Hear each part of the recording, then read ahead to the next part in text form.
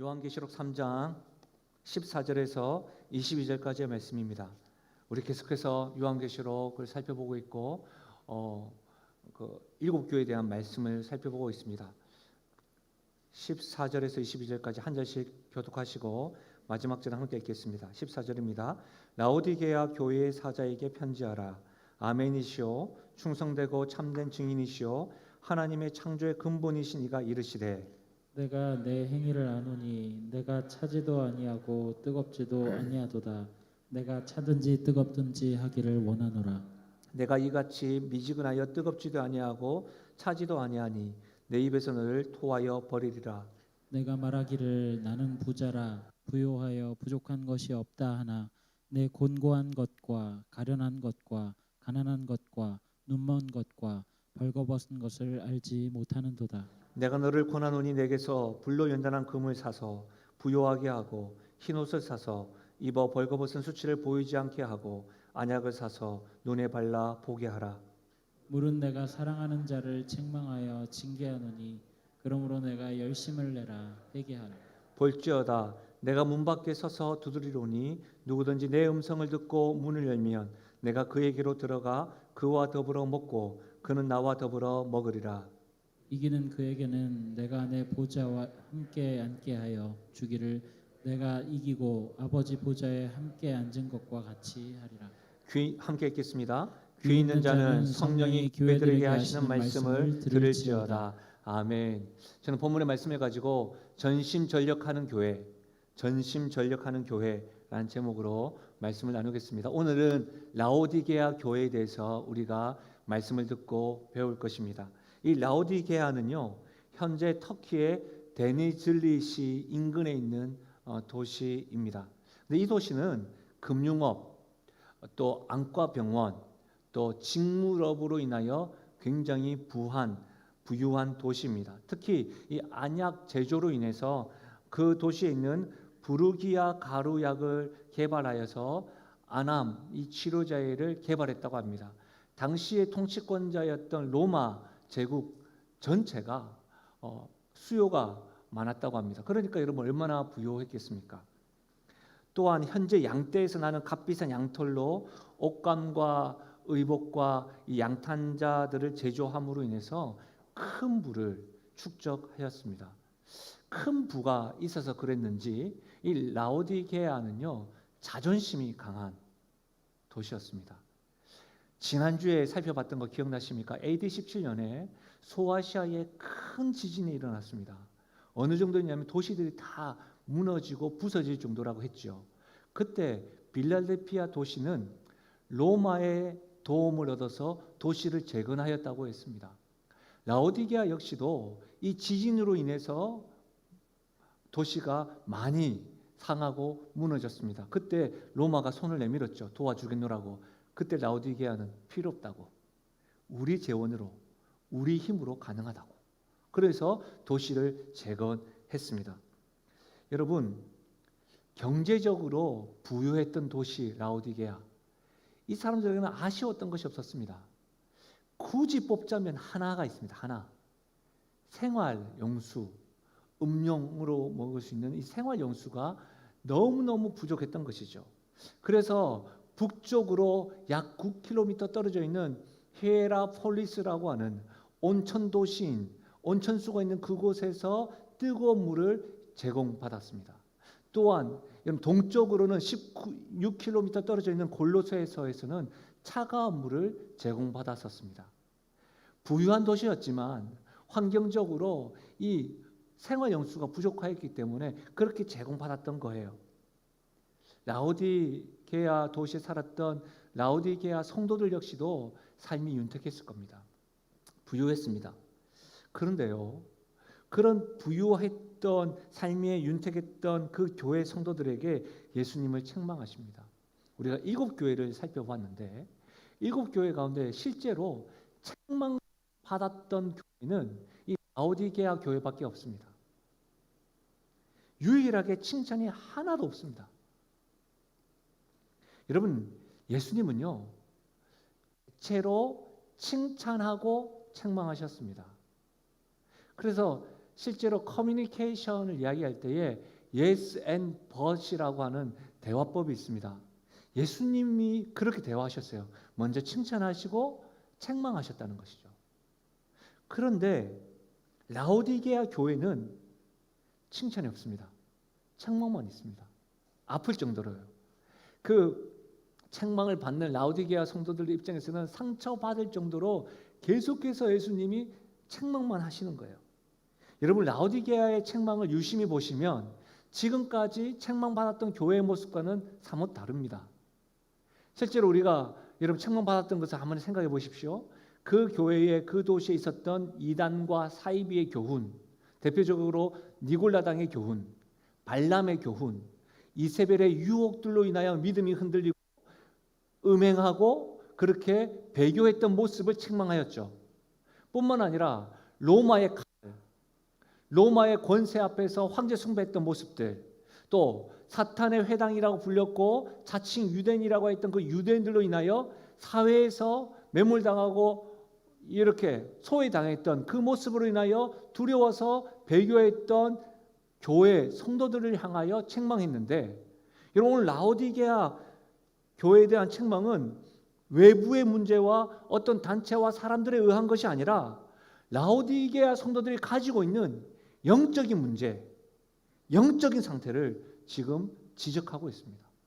외부에서부터 흔들어나서 흔들렸던 것이 아니라, 그것으로 인해서 지적하는 것이 아니라 외부에는 너무 평안한 거예요. 외부에는 너무 문제가 없는 거예요. 그런데 그들이 가지고 있는 영적인 문제, 이것은 그들만 알겠죠. 드러나지 않을 테니까 그 부분을 예수님이 지적하고 책망하고 있는 겁니다. 심지어는 여러분, 예수님 입에서 어떻게 저럴 수 있을까 할 정도의 책망을 하고 있습니다. 예수님이 책망한 라오디게아 교회의 모습은 어떤 모습일까요? 그 모습은 태도를 분명하지 않은 모습, 태도를 분명히 하지 않은 모습에 예수님이 책망하고 있습니다. 어떤 태도를 분명히 하지 않을까요? 교회로서의 태도를 분명히 하지 않은 겁니다. 하나님의 자녀로서 세상을 살아가는 데에 태도를 분명하지 않은 거예요. 성도로서의 태도를 분명하지 않은 거예요. 그 모습을 지적한 겁니다. 여러분, 15절과 16절의 말씀은 라오디게아 교회를 향한, 또 우리를 향한 주님의 말씀이시기 때문에 우리 이 말씀을 다시 한 번 더 또박또박 한번 읽어봤으면 좋겠습니다. 다 같이 읽겠습니다. 시작. 내가 내 행위를 아노니 내가 차지도 아니하고 뜨겁지도 아니하도다. 내가 차든지 뜨겁든지 하기를 원하노라. 내가 이같이 미지근하여 뜨겁지도 아니하고 차지도 아니하니 내 입에서 너를 토하여 버리리라. 여러분, 라오디게아 교회는 차갑지도 않고 뜨겁지도 않은, 태도를 분명히 하지 않은 모습으로 지적을 받고 있습니다. 여러분, 예수님께서 지적하시고 책망하시는 말씀 가운데 여러분 기억나는 말씀이 있습니까? 어떻게 예수님 입에서 저렇게 책망하실 수 있을까? 복음서에 보면 헬라인 여자요 수로보니게 족속인 한 여인이 등장합니다. 그 여인의 딸은 귀신 들린 딸입니다. 그래서 두로와 시돈 지방에 오셨던 예수님 앞에 나아가서 예수님 앞에 딸을 고쳐달라고 할 때에 예수님 하시는 말씀 기억나십니까? 이렇게 말씀하셨어요. 자녀의 떡을 취하여 개들에게 던짐이 마땅하지 않다. 헬라인이었고 이방인 그 여인에게, 간절함으로 다가왔던 그 여인에게 긍휼의 눈빛을 비추기보다는 개 취급을 했습니다. 물론 우리는 이 말씀을 예수님께서 그 여인의 정체성을 건들고 회복시키기 위한 말인 줄 알고 있습니다. 그러나 놀랐죠. 어떻게 고귀한 입술에 복음을 닫았던 그 입술에서 개 취급을 할 수가 있을까요? 저는 그 모습과 더불어서 오늘 말씀이 굉장히 놀랍습니다. 오늘 예수님의 책망을 들어보십시오. 내 입에서 너를 토하리라.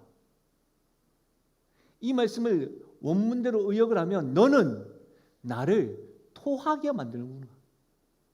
여러분, 굉장히 심한 말씀 아닙니까? 예수님의 입술에서 어떻게 이런 말씀을 하실 수가 있을까요?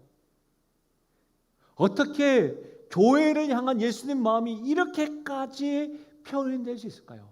도대체 무슨 이유로 라오디게아 교회의 어떤 모습에 예수님은 이렇게 책망하시는 걸까요?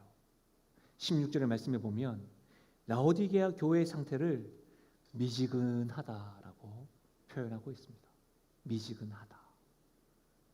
여러분, 이 미지근하다라고 하는 표현은 예수님의 말씀 듣는 그 순간 라오디게아 성도들은 끔찍했습니다. 알아들었다는 거예요. 왜냐하면 라오디게아 그 도시에 한 가지 아쉬운 것이 뭐라고 했죠? 생활 영수가 부족하다고 했습니다. 북쪽에 9km 떨어져 있는 히에라폴리스라는 곳, 그 온천수가 터지는 그곳에서 9km 떨어진 곳에서 관을 통하여 뜨거운 물을 제공받았죠. 그럼 여러분, 9km를 흐르는 동안 그 뜨거운 물은 어떻게 됐을까요?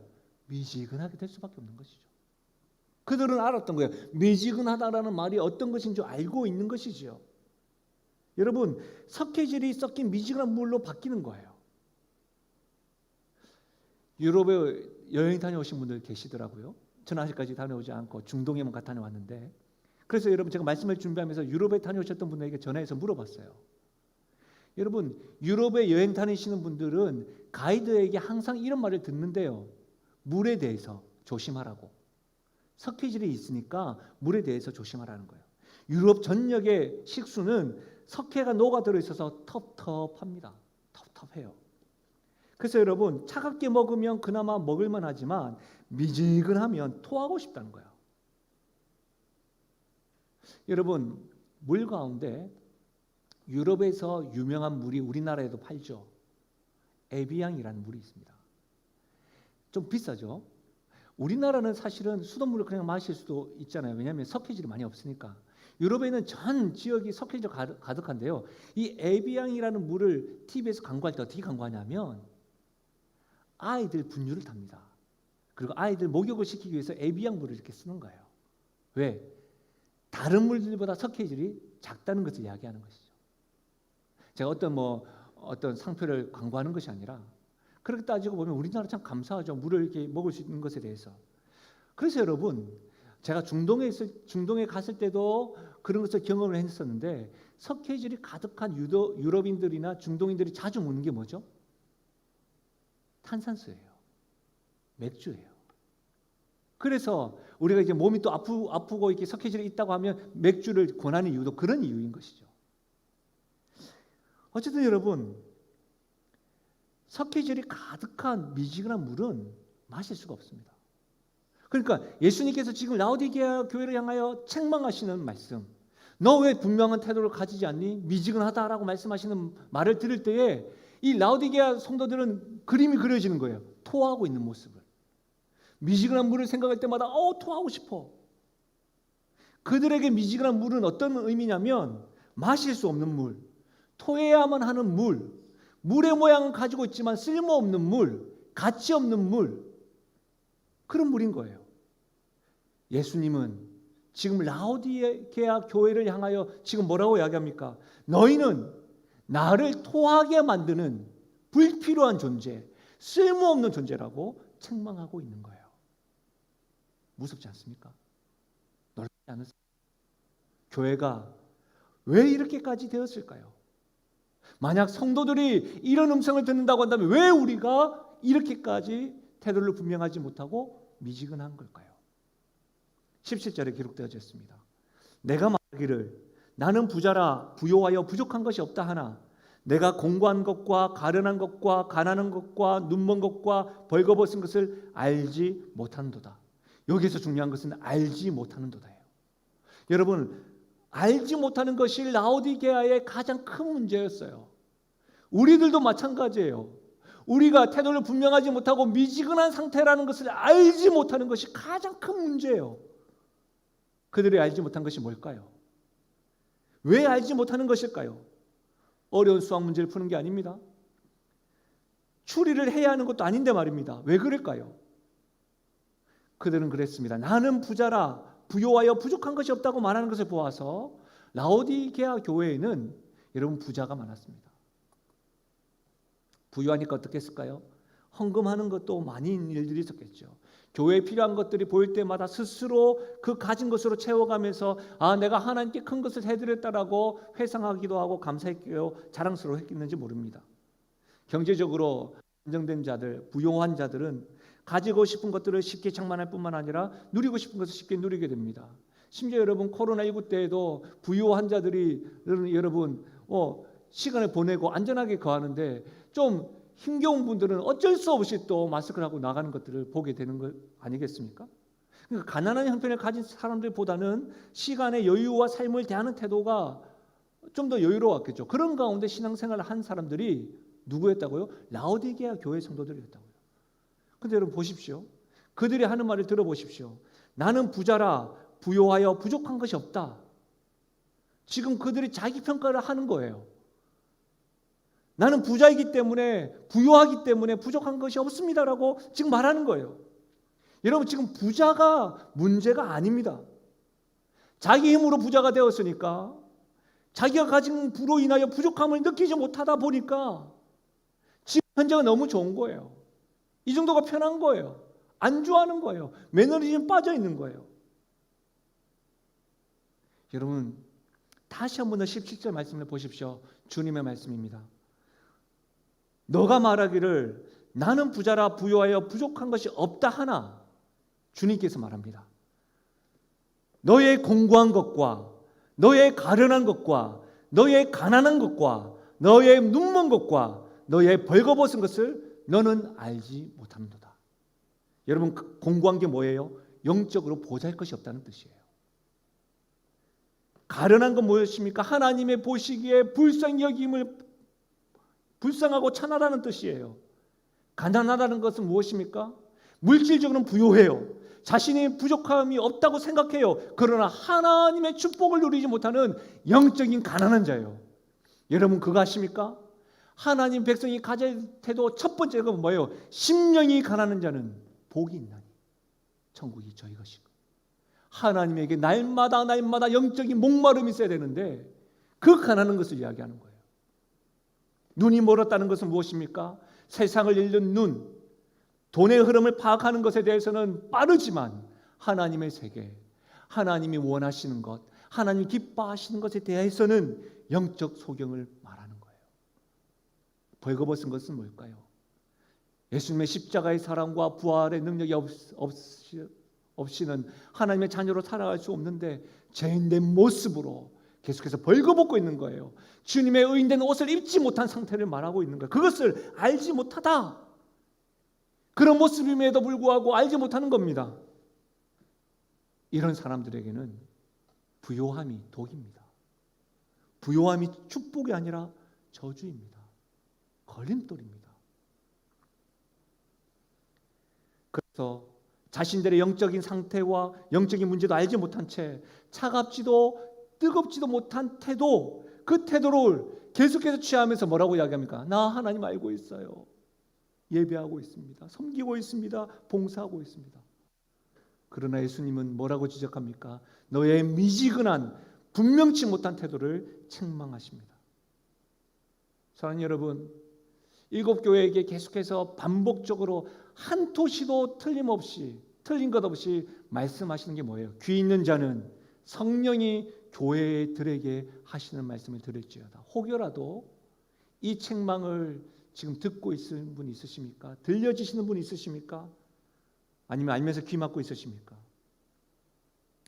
열왕기상 18장 21절의 말씀에 보면 이런 말씀입니다. 엘리야가 모든 백성에게 가까이 나아가 이르되 너희가 어느 때까지 둘 사이에서 머뭇하려느냐?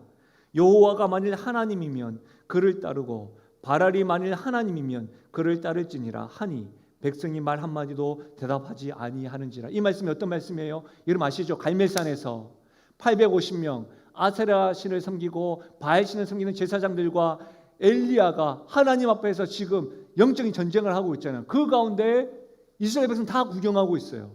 그때 하는 말이 뭡니까? 이스라엘 백성들에게 엘리야가 하는 말입니다. 만일 바알이 하나님이면 바알 섬겨요. 하나님이 하나님이시면 하나님을 따를지니라. 왜 머뭇거리느냐라고 말하는 거예요. 그러나 이 말은 여러분 차갑거나 뜨겁거나 이 말과 같은 맥락인데요. 바알을 섬기라는 심정인 것 같습니까? 아닙니다. 엘리야의 심정은 뭡니까?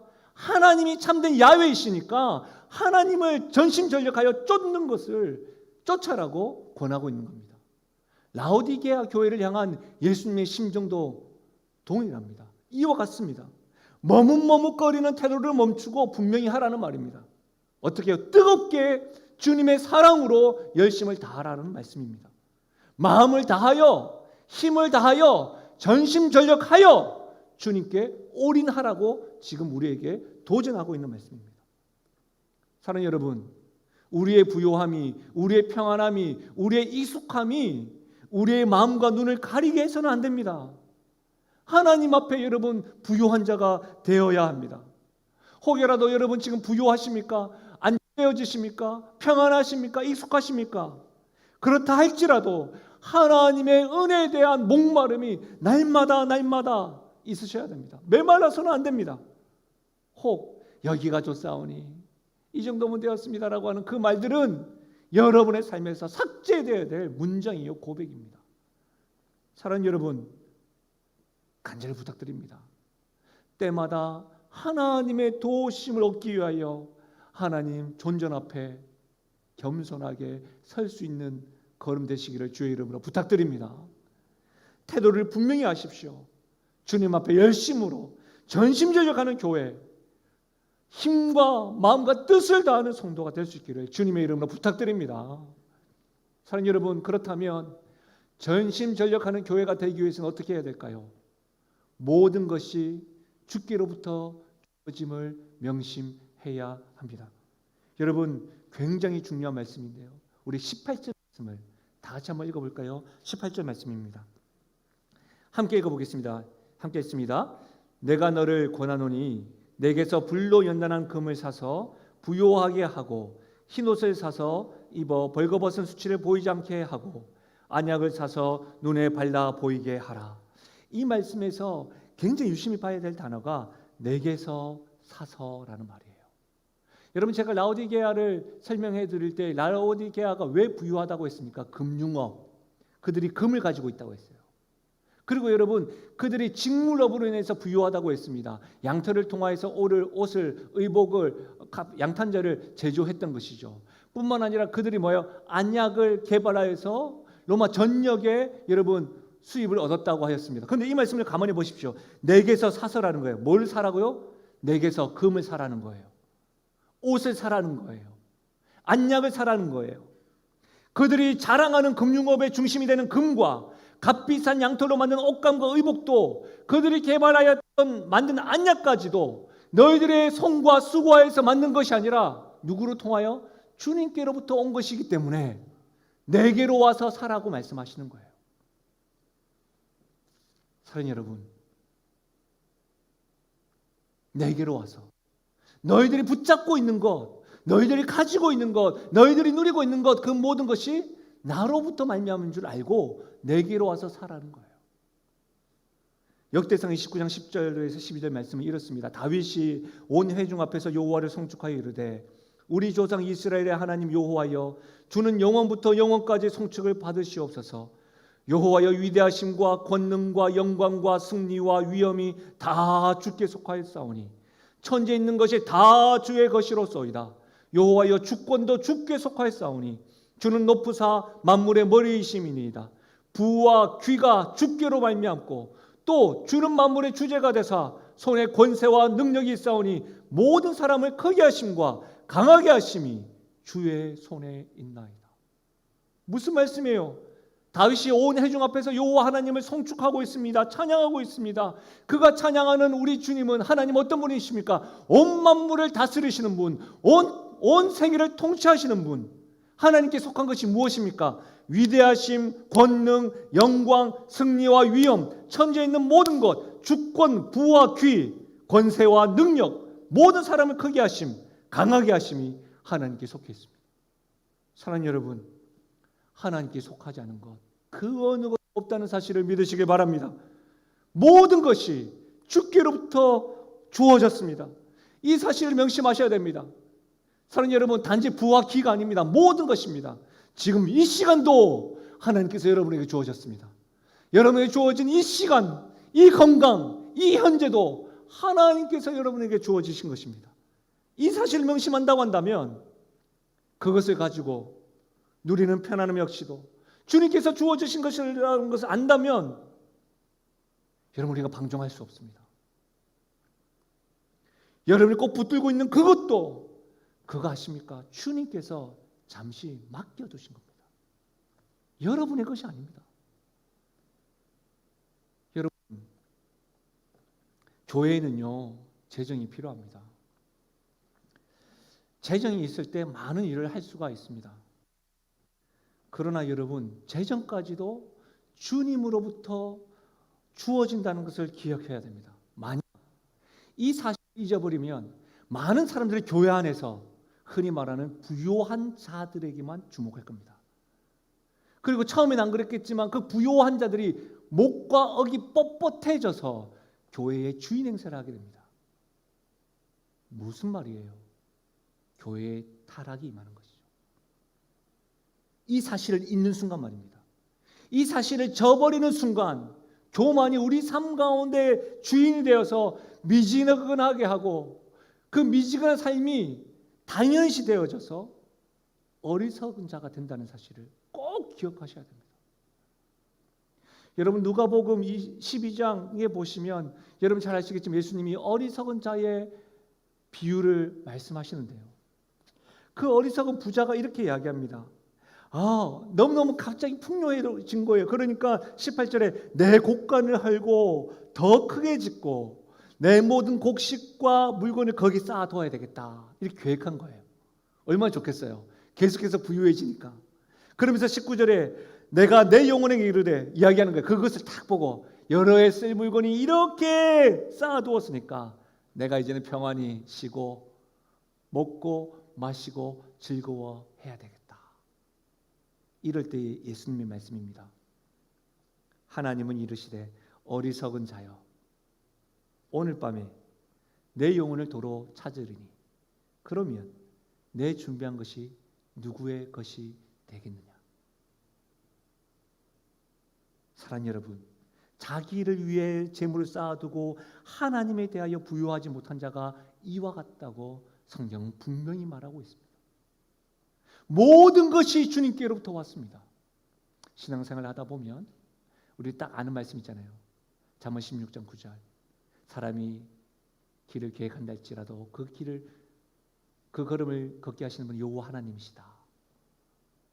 우리는 내일을 계획하지만 그 시간까지도 우리 주님께서 주신 것이라는 것을 알고 있어야 된다는 거예요. 꼭 기억해야 된다는 거예요. 이 사실을 잊으시면 안 됩니다. 어리석은 자가 되어서는 절대로 안 됩니다. 우리에게 맡겨진 것입니다. 그것을 잘 선용하셔야 됩니다. 몇 주 전에 우리 교회 성도님 한 분이 1층에서 저를 딱 보시고 난 다음에 저 구석으로 저를 막 데리고 가시는 거예요. 데리고 가시면서 하시는 말씀이 교육자실을 가리키면서 목사님, 저 좁은 곳에서 교육자들이 너무 애쓰고 고생하고 있다고. 닭장 같다고. 그렇게 말씀하시면서 교회를 더 잘 섬길 수 있도록 환경을 좀 개선해 달라고, 교육자들을 배려해 달라고 그렇게 말씀하셨어요. 그래서 제가 알겠다고, 고민하고 있다고. 그러면서 그분이 자신이 할 수 있는 일을 조금이라도 하겠다고 하면서 적은 금액으로 이렇게 목적헌금을 해주셨어요. 근데 그분은요, 실제로 저를 만날 때마다 본인이 넉넉지 않은 것에 대해서, 자기가 넉넉지 않아서 하나님께 쓰임받지 못하는 것에 대해서 늘 안타까워하셨던 분이에요. 그분이 보여주셨던 모습에 제가 먹먹해졌습니다. 그래서 교육자실에 내려가서 교육자들에게 말했습니다. 나누었습니다. 그거 알고 있어요? 성도들이 여러분의 삶을 지금 지켜보고 있고 여러분이 힘겨울까 봐 이렇게까지 고민하고 있어요. 우리는 사랑받는 존재입니다. 우리 교회는 부자 교회는 아니지만 이렇게 여러분들이, 지금도 많은 분들이 이렇게 섬김으로 인해서 교회가 지탱되고 있는 거라고 같이 나누었습니다. 사랑하는 여러분, 그분뿐만 아니라 우리 교회 곳곳에서 섬기시는 분이 있는데 한번 생각해 보자고요. 그분들이 그렇게 헌신하고 결단하고 하나님께 이렇게 내보이는 이유가 뭘까요? 많은 이유가 있겠지만 분명한 것은 그거예요. 모든 것이 주께로부터 왔으니 주님께로 돌려드리고 주님께로 사랑을 표현하는 것이 아니겠습니까? 사랑하는 여러분, 모든 것이 주님께로부터 왔습니다. 우리가 자신하는 것, 우리가 붙잡고 있는 것, 우리가 누리고 있는 것, 우리의 수고와 열매로 인하여 그 모든 것이 다 주님께로 왔습니다. 이 사실을 만약에 잊어버리면, 아니요, 이 사실을 만약 알게 된다고 한다면 우리는 방종하지 않을 겁니다. 이 사실을 아는 사람들은 교만할 수가 없습니다. 겸손하게 됩니다. 모든 것이 주님께로 왔으니까 그 주님에게 전심전력하게 됩니다. 딴 데 가서 흔히 말하면 삽질하지 않습니다. 주님에게 올인할 수 있는 것이죠. 사랑하는 우리 교회가, 우리 모든 성도가 우리 주님께 온 마음과 뜻을 다하여 집중할 수 있고 전심전력하는 교회와 성도 되시기를 주의 이름으로 축원드립니다. 두 번째로 전심전력하기 위해서는요, 하나님을 향해 뛰어가야 합니다. 하나님을 향해 뛰어가야 합니다. 여러분 19절 말씀에 보면 무릇 내가 사랑하는 자를 책망하여 징계하노니 그러므로 너가 열심을 내라 회개하라 라는 말씀이 있습니다. 어려운 시국임에도 불구하고 이상하게 계시록 말씀에서 다른 것 어떤 말씀보다도 회개하라는 말씀을 많이 들으셨죠. 여러분 많이 들으셔서 아시겠지만 회개라는 말은 어떤 뜻입니까? 하나님의 뜻에 어긋나는 모든 것을 버리는 것이 회개가 아니고요. 버리고 단호히 돌아서는 것이 회개입니다. 회개는 죄를 향하여 달려가던 우리의 걸음을 멈추는 것으로만 끝나는 것이 아니라 멈추고 죄를 향하여서가 아니라 하나님을 향하여 뛰어가는 것이 회개입니다. 전심전력하는 교회는 우리가 혹여라도 그릇된 행동을 할 때가 있잖아요. 잘못된 실수를 할 때가 있잖아요. 그때 어떻게 해요? 전심전력으로 회개하는 교회입니다. 하나님이 기뻐하지 않는 길을 가고 있다고 한다면 단호히 돌아서서 하나님께로 향하여 달려가는 모습이 전심전력하는 교회의 모습인 겁니다. 놀랍게도 여러분 20절 말씀입니다. 우리 20절 말씀은 우리가 살아가는 말씀 중에 하나이죠. 우리 20절 말씀을 다 같이 한번 읽어볼까요? 20절입니다. 함께 읽겠습니다. 시작. 볼지어다 내가 문 밖에 서서 두드리노니 누구든지 내 음성을 듣고 문을 열면 내가 그에게로 들어가 그와 더불어 먹고 그는 나와 더불어 먹으리라. 아멘. 여러분 실제로 이 말씀을 어떤 때 가장 많이 듣고 어떤 때 가장 사용합니까? 불신자들에게 복음을 전하고 초청할 때에, 그렇죠? 이 말씀 많이 사용하잖아요. 그러나 여러분 이 말씀이 그렇게 사용해도 됩니다. 그러나 이 말씀이 지금 불신자들에게 예수님이 전해주는 말씀입니까? 교회들에게 전해주시는 말씀입니까? 교회들에게 전해주시는 말씀이죠. 그러면 분명해집니다. 주님을 알고 믿는 성도들에게 지금 들려주고 있는 거예요. 미지근한 성도, 미지근한 교회, 분명한 태도를 취하고 있지 아니하는 라우디아 교회에게 모든 것이 주께로부터 온 줄로 알고 너희들이 가지고 있고 붙잡고 있는 것을 내게로 와서 사서 나에게로 돌이키라고 지금도 문 밖에 서서 문을 두드리고 계시는 그 주님, 내가 기다리고 있으니까 나를 향하여 나오라고 지금 초청하고 있는 말씀이에요. 동일합니다. 불신자들에게 복음을 초청하라고 영접하라는 말씀뿐만 아니라 지금도 예배를 드리고 있는 저와 여러분을 향하여 하나님 믿고 있다고 하는 우리를 향하여 혹여라도 주님 앞에 서 있지만 미지근한 태도로 분명하지 않은 모습으로 여전히 주님 앞에 있는 우리들에게 끊임없이 끈질기게 지금 문을 두드리고 계시는 이 주님, 이 주님의 음성이 여러분 앞에 들리십니까? 이 부르심 앞에 아멘으로 해야 하는 것이죠. 좀 더 구체적으로 라오디게아 교회가 어떻게 전심전력을 해야 될까요? 왜 잃어버렸을까요? 재미난 말씀이 있는데요. 골로새서 4장 15절에 보니까 라오디게아에 있는 형제들과 룸바와 그 여자의 집에 있는 교회에 문안하고 라고 되어져 있어요. 무슨 말이냐면 라오디게아 교회의 처음의 모습은 룸바라고 하는 여인의 집에서 소수가 모여서 가정교회가 이루어졌다는 거예요. 그리고 그 작게 시작했던 교회가 요한계시록에 기록되어져 있는 지금 이 라오디게 교회처럼 부유한 교회가 된 것이죠. 그 사이에 어떤 일이 일어나는지 모르겠습니다. 우리로 이야기하자면 이런 거 아니겠습니까? 이 교회 주변이 갑자기 재개발된 것이죠. 아파트도 되고 막. 그리고 이제 작은데 갑자기 우리 교회가 건물도 좋아지고 부유하게 된 거예요. 라오디게아 교회가 지금 처음에는 굉장히 작은 교회로 시작했는데 지금 부유하게 된 모습에서 자신들이 부유하다고 자랑하고 있지만 예수님이 실상은 너희들은 가난한 자다고 지적하고 있는 것이죠. 라오디게아 교회는 회개해야 했습니다. 아마 작게 모였을 때 굉장히 전심전력했겠지요.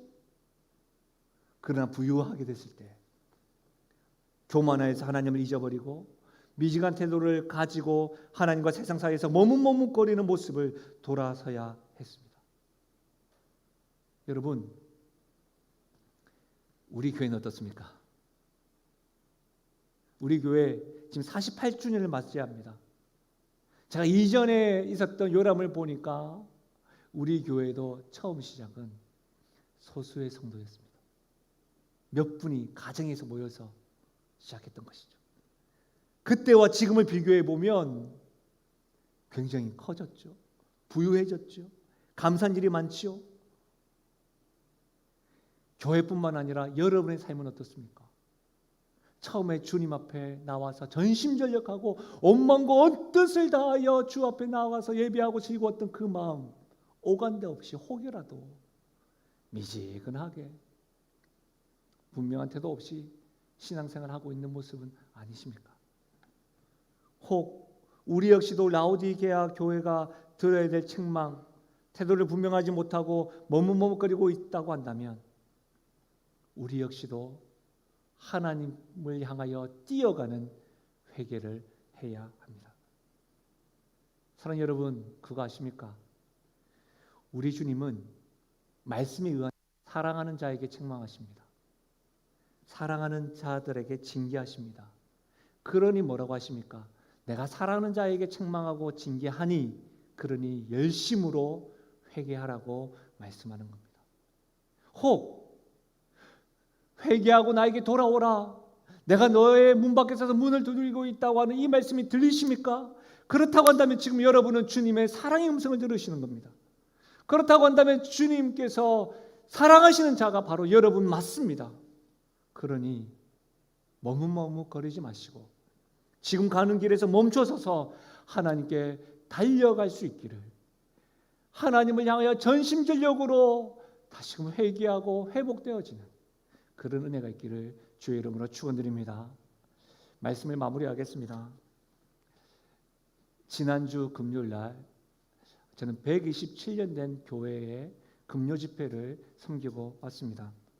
그 교회는요, 문화재일 뿐만 아니라 우리나라 최고 큰 교단의 시작점이 된 교회입니다. 우리나라 역사에서도 굉장히 중요한 역할을 한 교회입니다. 한번 좀 들어보셨을 거예요. 사무엘 무어 선교사가 그 교회 일대 목사입니다. 그리고 우리나라 역사에서도 기록되어 있는 차상진 목사님, 이재영 목사님, 그리고 많은 설교 예화로 한번 들어보셨을 거예요. 김익두 목사가 그 교회 담임 목사로 심무했던 곳입니다. 현재로 그 교회는 우리 교회와 비교했을 때 3배 정도 큰 규모입니다. 목사님과 이야기해 보는데 다음 세대가 너무 적어서 걱정이 이만저만이 아니라고 하더라고요. 그 이야기를 듣고 제가 강단에 서서 말씀을 전하였습니다. 근데 여러분, 믿음의 선배님들 빽빽하게 앉아 있으셔서 예배를 드리는데요, 그 늦은 시간에 말씀에 아멘으로 화답할 뿐만 아니라 민족과 열방을 위해서 기도하고 특별히 교회를 위해서 그 믿음의 선배님들이 전심전력하여 소리내어 그렇게 기도하는 그 모습에 제 가슴이 막 울리기 시작하더라고요. 끝까지 함께하지 못한 것 때문에 아쉬워가지고 제가 전화도 하고 어떻게 잘 마무리되었습니까? 그렇게 되더라고요. 여러분, 근데 그거 아십니까?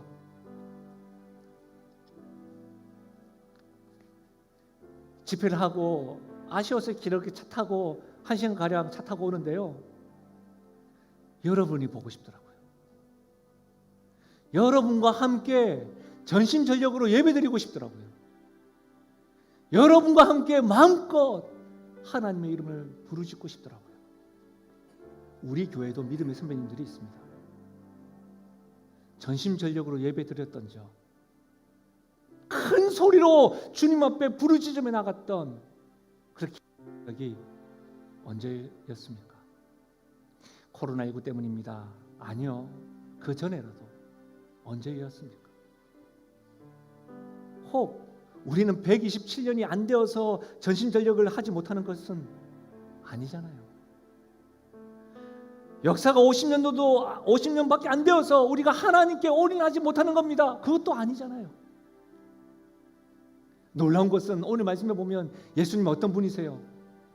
아멘이세요. 아멘이세요. 14절 말씀에 우리 예수님은 아멘이신 예수님이세요. 우리 예수님 어떤 분이세요? 충성되신 분이세요. 참된 증인 되시는 주님이세요. 그분은 창조의 근본이시요 이유가 되시는 분이세요. 그분이 우리들에게 말씀하시는 거예요. 머뭇머뭇거리는 태도하지 말고 아멘 할지어다. 아멘 할지어다. 창조의 근본 되시는 그 주님께서 모든 것이 나로부터 있으니까 나에게로 달려오고 그거 명심해라. 그렇게 말씀하시는 거예요.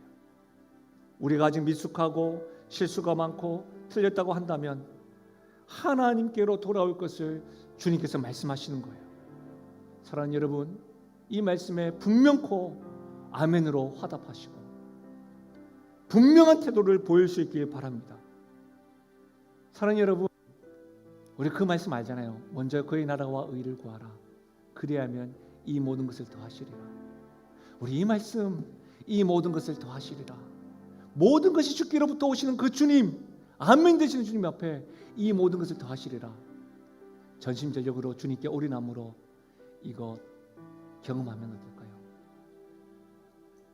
우리 함께 이 은혜를 경험하면서 주님 앞에 마음과 뜻을 다하여 주님 앞에 달려가는 우리 교회요, 우리 성도 될 수 있기를 주의 이름으로 간절히 축원드립니다.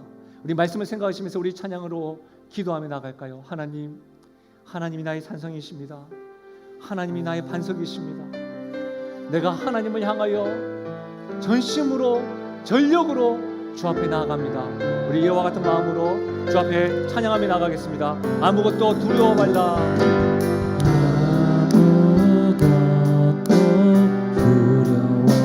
주 나의 하나님이 지켜주시. 놀라지 마라. 놀라지 마라. 겁내지 마라.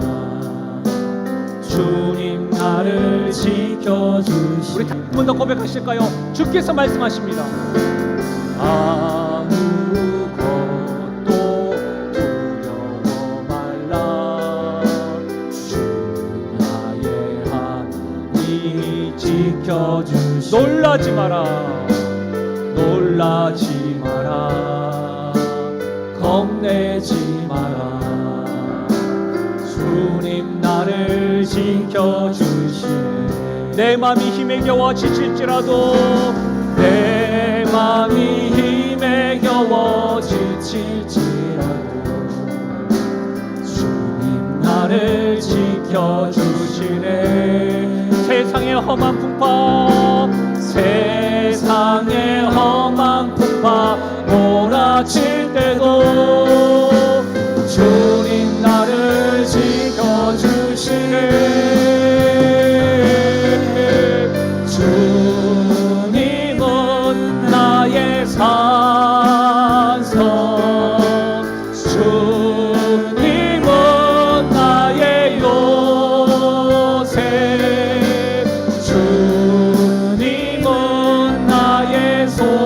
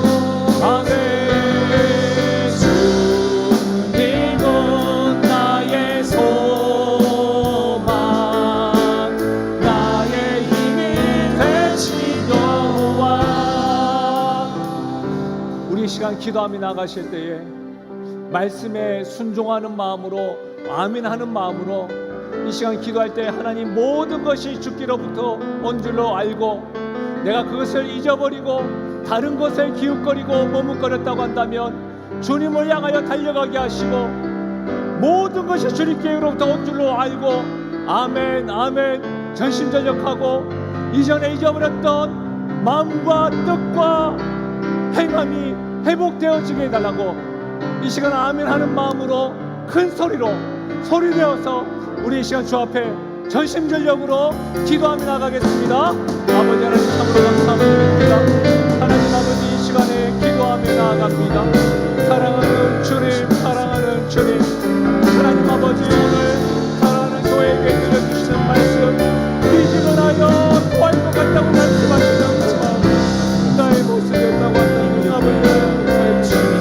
아버지와 내가 붙잡고 내가 할 수 있는 것들을 주님께로부터 오는 줄로 알고 하나님 아버지 정성이 주의 이름으로 나가는 자를 주로 도와주겠습니다. 주님이 나의 힘이시오 반석이시오 소망임을 깨닫게 하여 주시고 주님이 나의 능력 되심을 깨달음에 나아갈 수 있도록 도와주시고 일찍을 안 나가지 않도록 도와주시고 하나님 앞에 주님이 나가는 우리의 모습이 되시도록 아버지여 도와주시기를 아버지여